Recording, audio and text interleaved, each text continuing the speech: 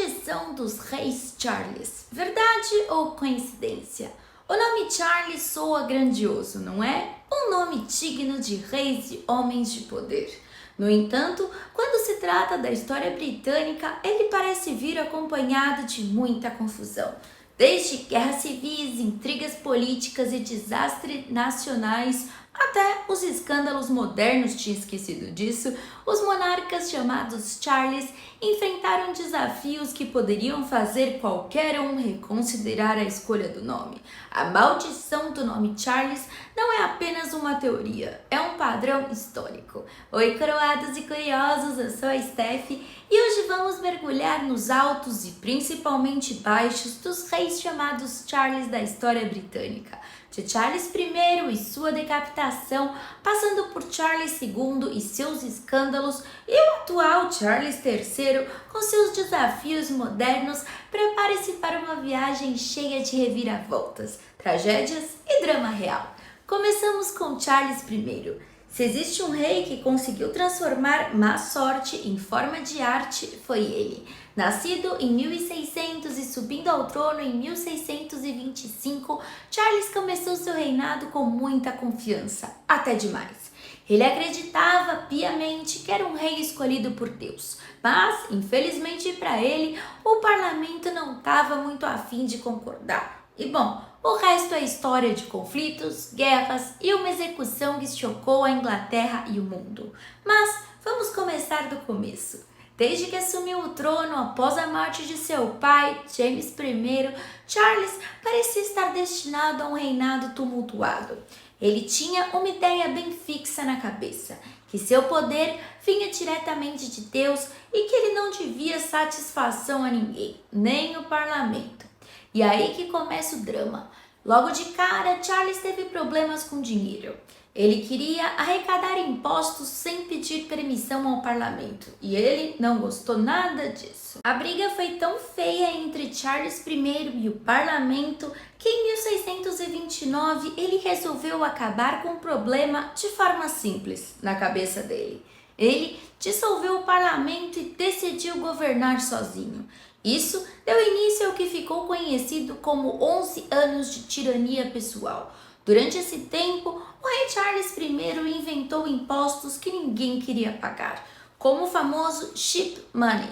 Esse imposto era originalmente para financiar a marinha em tempos de guerra, mas ele decidiu cobrar mesmo em tempos de paz. Imagina a irritação do povo. Ele também reviveu taxas antigas e pouco populares, como o Forest Fines, que penalizava pessoas por usarem terras que supostamente pertenciam à coroa. Era como se Charles tivesse uma lista de formas criativas de irritar todo mundo. Se os impostos já causavam revolta, as políticas religiosas de Charles só pioraram as coisas. Ele era um fã fervoroso do anglicanismo cerimonial, que tinha um toque mais católico, algo que os puritanos, que queriam uma igreja mais simples, odiavam. Quando ele tentou impor o livro de oração comum à Escócia em 1637, foi a gota d'água. Os escoceses presbiterianos se revoltaram e isso resultou na Guerra dos Bispos. Sem dinheiro para financiar essas guerras, o Charles foi obrigado a chamar o parlamento de volta em 1640. Mas, em vez de ajudar, o parlamento aproveitou para colocar restrições ao poder do rei. Imagina como ele ficou frustrado. Ele queria controle absoluto, mas só conseguiu aumentar a oposição. As tensões na Inglaterra finalmente chegaram ao limite em 1642, quando estourou a Guerra Civil Inglesa. Era praticamente uma briga de família em nível nacional, dividindo o país entre realistas, chamados cavalheiros, que eram fiéis à coroa e o conceito da monarquia absoluta, e os parlamentaristas, chamados de Roundheads, que eram liderados por Oliver Cromwell, que queriam limitar o poder do rei. O conflito foi tão intenso e deixou o país em ruínas. As batalhas mais famosas incluem a Batalha de Edgehill e Marston Moor e Nasselby, onde os parlamentaristas finalmente venceram de forma decisiva. Em 1646, o Charles foi capturado, mas será que ele tentou negociar de forma honesta para salvar a pele? Não. Ele tentou fazer acordos secretos com diferentes facções, achando que podia sair por cima. Esse jogo duplo só irritou ainda mais seus inimigos e selou seu destino. O rei Charles I foi levado a julgamento em 1649, acusado de traição. E sabe o que ele fez? Se recusou a reconhecer a autoridade da corte para julgá-lo. Ele achava que, como rei, ninguém tinha esse direito. Infelizmente para ele, ninguém ligou. Ele foi condenado à morte. Sua execução aconteceu dia 30 de janeiro de 1649 no Palácio de Whitehall, em Londres. Foi um evento chocante. Charles subiu ao cadafalso com dignidade e suas últimas palavras foram: "Eu sou o mártir do povo." Ele foi decapitado com um único golpe.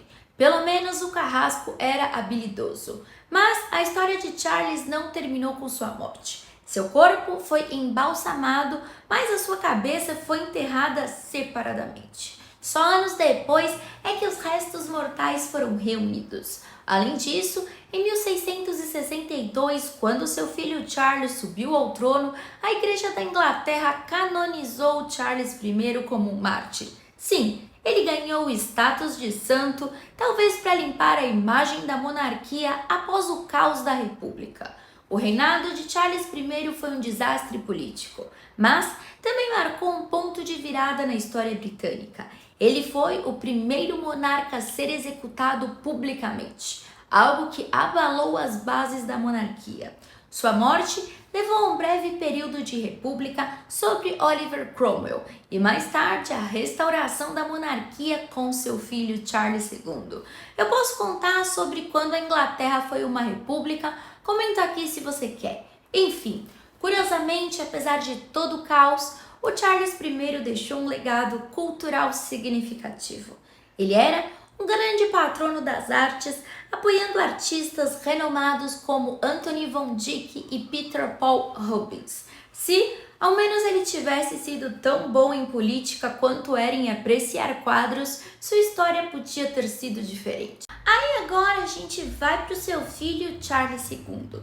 Se tem um rei que viveu uma verdadeira montanha-russa de emoções, é ele. A história dele é cheia de reviravoltas, com direito a fugas emocionantes, festas extravagantes e crises gigantescas. Imagine a cena. Você tem 19 anos, é herdeiro de um trono poderoso e de repente você vê o seu pai ser julgado e perder a cabeça.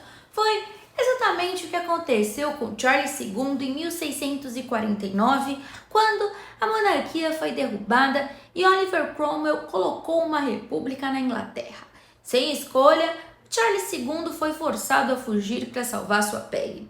Ele passou anos exilado em países como França, Espanha e Holanda, vivendo na base da generosidade de aliados estrangeiros e até esmolas. Nada glamuroso. Para sobreviver, ele chegou a vender joias da família real e em algumas ocasiões mal tinham de dormir. Apesar das dificuldades, esse período moldou a sua personalidade. Ele aprendeu a ser resiliente, político e, por que não, um amante de festa para esquecer dos problemas. Em 1660, a paciência dos ingleses com a República de Cromwell acabou. Quando ele morreu, o seu filho, Richard, tentou assumir o controle, mas fracassou feio. Foi aí que a Inglaterra decidiu: quer saber? Vamos chamar o Charles de volta. Ele foi convidado a retornar ao trono e a festa de boas-vindas foi enorme. Fogos de artifício, multidões nas ruas e todo mundo torcendo para que ele trouxesse estabilidade ao país. Ele chegou em Londres no dia 29 de maio de 1660, no seu aniversário de 30 anos, e foi saudado como um verdadeiro herói. Mas, se o começo parecia promissor, os desafios logo apareceram. Ele enfrentou grandes catástrofes como a Grande Praga de Londres de 1665, que foi uma epidemia devastadora. Estima-se que cerca de 100 mil pessoas morreram, um quarto da população de Londres. O caos era tanto que a cidade ficou praticamente vazia. Charles, como muitos nobres, fugiu para o campo para se proteger, o que não pegou muito bem para a população. Enquanto isso, a cidade lutava para conter a praga, com ruas desertas e cartazes nas portas anunciando os lares infectados. Ele também enfrentou o grande incêndio de Londres de 1666. Como se a praga não bastasse, no ano seguinte, então, um incêndio colossal destruiu grande parte da cidade. Começou em uma padaria na Puddings Lane e aí o fogo se espalhou rapidamente, queimando casas, igrejas e até um mercado de grãos. Milhares ficaram desabrigados. Curiosamente, o fogo acabou ajudando a erradicar as pulgas portadoras da peste, mas deixou um rastro de destruição.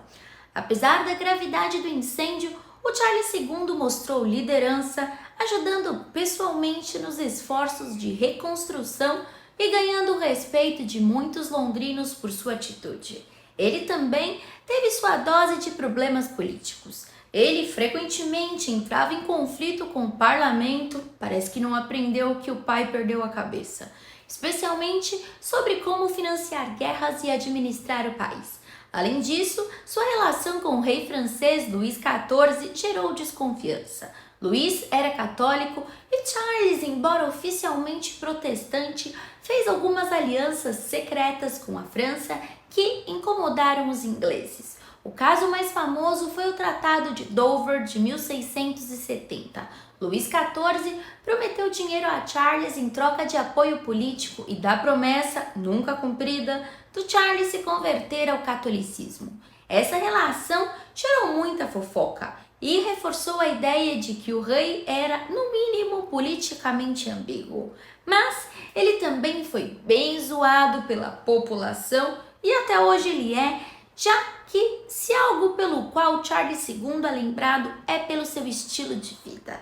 Charles era conhecido como o Rei Alegre e era o oposto do puritano Cromwell. Ele adorava festas, teatro e mulheres. Ele teve inúmeras amantes e pelo menos 14 filhos ilegítimos. De qualquer forma, apesar de seu comportamento libertino, Charles sabia usar o seu carisma para conquistar a simpatia do povo. Sua vida pessoal era um prato cheio de escândalos, mas ele parecia não se importar. Afinal, ser o rei da festa tinha suas vantagens.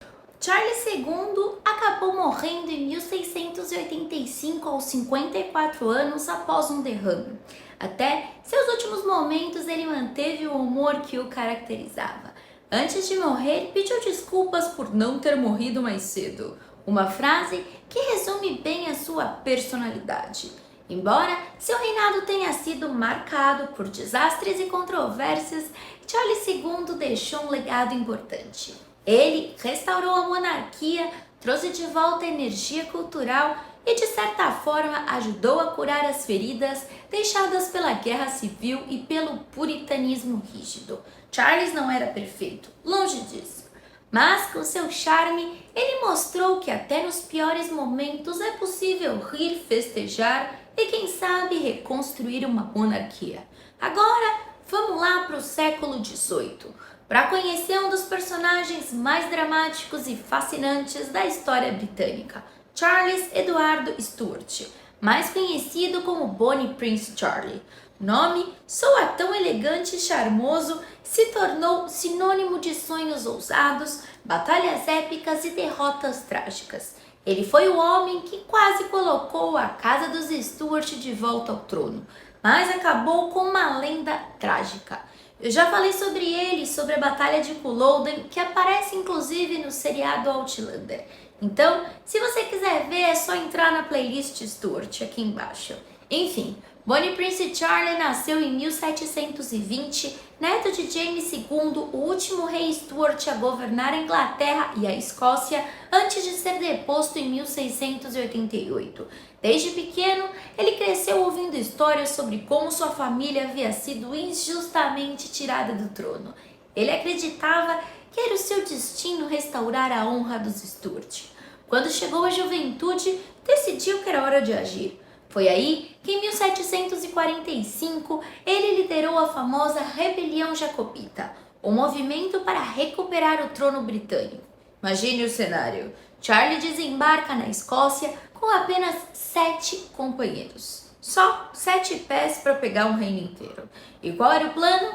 Convencer os clãs das Highlands, Terras Altas, a se juntarem à sua causa. E sabe o que é impressionante? Ele conseguiu. Os clãs, fascinados por sua coragem e carisma, reuniram homens e armas para lutar ao lado do príncipe. Charlie capturou Edimburgo sem encontrar muita resistência e foi recebido como herói. Ele até foi proclamado regente em nome de seu pai. O momento mais brilhante da rebelião dos Jacobitas aconteceu na Batalha de Preston Pans, em 21 de setembro de 1745. As forças de Boniface e Charlie enfrentaram o exército britânico em um combate rápido e decisivo. A vitória foi esmagadora e a moral dos Jacobitas subiu às alturas. Inspirado pelo sucesso, ele decidiu marchar para o sul, em direção a Londres. Em poucos meses, suas tropas estavam a apenas 200 quilômetros da capital. Parecia que ele estava prestes a realizar o seu sonho, só que não. Foi aí que as coisas começaram a desandar. Apesar do entusiasmo inicial, Charlie enfrentou resistência de seus próprios aliados. Muitos acreditavam que continuar a marcha seria suicídio, porque o exército britânico estava se fortalecendo rapidamente. Pressionado, ele tomou a difícil decisão de voltar para a Escócia. Essa decisão foi um golpe devastador para o movimento jacobita. O recuo minou a confiança de seus seguidores e muitos começaram a abandonar a causa. Mesmo assim, Charlie continuou lutando, determinado a manter vivo o sonho dos Stuart. O capítulo final da Revolução Jacobita foi escrito em 16 de abril de 1746 na Batalha de Culloden. As tropas do Boniface e Charlie enfrentaram o exército do Duque de Cumberland em um campo lamacento perto de Inverness. Os jacobitas, em menor número e mal equipados, não tiveram chance. Em menos de uma hora, a batalha estava perdida. Foi um massacre. Mais de 1.500 jacobitas foram mortos, enquanto as perdas britânicas foram mínimas. Culloden foi a última grande batalha travada em solo britânico e marcou o fim dos sonhos jacobitas. Após a derrota, Boniface Charlie tornou-se o homem mais procurado do Reino Unido. O governo britânico ofereceu uma recompensa gigantesca para sua captura, mas ninguém entregou. Durante meses, ele vagou pelas Highlands da Escócia, escondendo-se em cavernas, casebres e até em ilhas remotas. Uma das histórias mais famosas da sua fuga envolve Flora MacDonald, uma jovem escocesa que ajudou Charlie a escapar para a ilha de Skye. Vestido como uma empregada doméstica, o príncipe conseguiu despistar seus perseguidores e, eventualmente, fugiu para a França. Infelizmente, o final da história do Boniface e Charlie não é nada glamouroso. Após a sua fuga, ele passou o restante da vida em exílio, movendo-se entre diferentes cortes europeias. No início, ele foi recebido como herói pelos simpatizantes da casa de Stuart, mas com o tempo, seu comportamento estranho e o alcoolismo afastaram até seus aliados mais leais. Charlie casou-se com a princesa Louise de Stoneberry-Jedder, mas o casamento foi um desastre. Eles não tiveram filhos, encerrando a linha direta dos Stuart. Isolado e desiludido, Boniface Charlie passou seus últimos anos em Roma, onde morreu dia 31 de janeiro de 1788 aos 67 anos. Apesar de seus fracassos, Boniface Charlie continua sendo uma figura lendária na história escocesa. Sua coragem e carisma inspiraram gerações, e a história foi imortalizada em canções, poemas e lendas. Uma das mais famosas é a balada escocesa de Skye Boat Song, que narra sua fuga para a ilha de Skye, e a música tema da série Outlander. Charlie é lembrado como o príncipe que quase foi rei, um herói trágico cuja determinação e bravura não foram suficientes. E agora, chegamos à parte mais recente da nossa novela histórica. Charles III, o atual rei britânico. Ele subiu ao trono em 2022, depois da morte de sua mãe Elizabeth II. Desde o começo, o Charlie já sabia que teria um grande desafio pela frente. Afinal, substituir uma das monarcas mais amadas e icônicas não era fácil. E para complicar, ele não começou essa jornada com o pé direito, ou seria com a caneta certa. Calma, já chegamos lá. Antes de ser coroado, o rei Charles III já carregava um histórico bem polêmico, que faria qualquer assessor de relações públicas perder o sono. Tudo começou com seu casamento de contos de fadas, que virou um verdadeiro pesadelo público. Em 81, ele se casou com Diana, a princesa do povo. O mundo inteiro acompanhou esse evento com entusiasmo, mas bastou pouco tempo para que o relacionamento começasse a ir por água abaixo. A infidelidade de ambos, especialmente o caso de Charles com a Camilla Parker Bowles, virou um escândalo midiático global. E quem consegue esquecer o caso do Tampon Gate? Não sabe o que se trata? Bom, foi um vazamento de uma conversa íntima ao telefone entre Charles e Camilla em 93, na qual ele disse coisas bem íntimas, incluindo que ele queria ser um mods, como se fosse um OB, para ficar dentro da Camilla o tempo todo. O público não perdoou e Charles virou motivo de piada por anos. A situação ficou mais complicada após o divórcio com a Diana e ela morrer em 97. Enquanto a princesa Diana foi lembrada como uma figura calorosa e adorada pelo povo, Charles passou anos sendo visto como cara frio, que não estava à altura de seu legado. Com a morte de Elizabeth II, o Charles finalmente assumiu o trono em setembro de 22, aos 73 anos. O rei mais velho a começar um reinado na história britânica. E ele já sabia então que a missão não seria fácil. Elizabeth era um ícone mundial, conhecida por sua dedicação ao dever, enquanto Charles carregava essa reputação meio estranha. Logo, nos primeiros momentos como rei, o Charles teve um pequeno deslize que virou meme na internet. Durante a assinatura de documentos oficiais, ele se irritou com uma caneta que não funcionava e derrubou o objeto. O momento foi capturado em vídeo e espalhado como fogo nas redes sociais. Se ele fosse um rei medieval, talvez ele mandasse decapitar a caneta. Mas nos dias de hoje, o incidente virou símbolo das dificuldades e de como ele parece carregar o peso da realeza de uma forma meio atrapalhada. Mas, se tem uma causa que define Charles, é o seu ativismo ambiental. Ele fala sobre sustentabilidade e mudanças climáticas há décadas, muito antes do tema virar moda.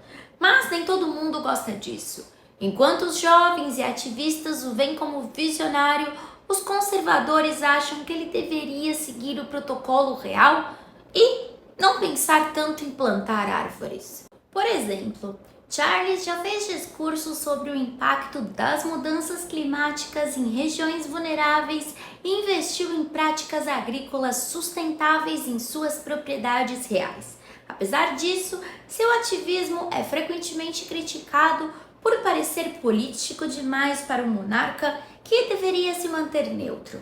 E Camilla? Então, antigamente vista como a outra que destruiu o conto de fadas de Charles e Diana, hoje ela é a rainha. Seu caminho até o trono foi repleto de críticas e resistência pública. No entanto, ao longo dos anos ela conseguiu conquistar a aceitação dos britânicos. Será que é o charme ou a persistência? De qualquer forma, Charles sempre foi firme em sua defesa de Camilla, mostrando que se há algo que ele faz bem é lutar pela sua esposa.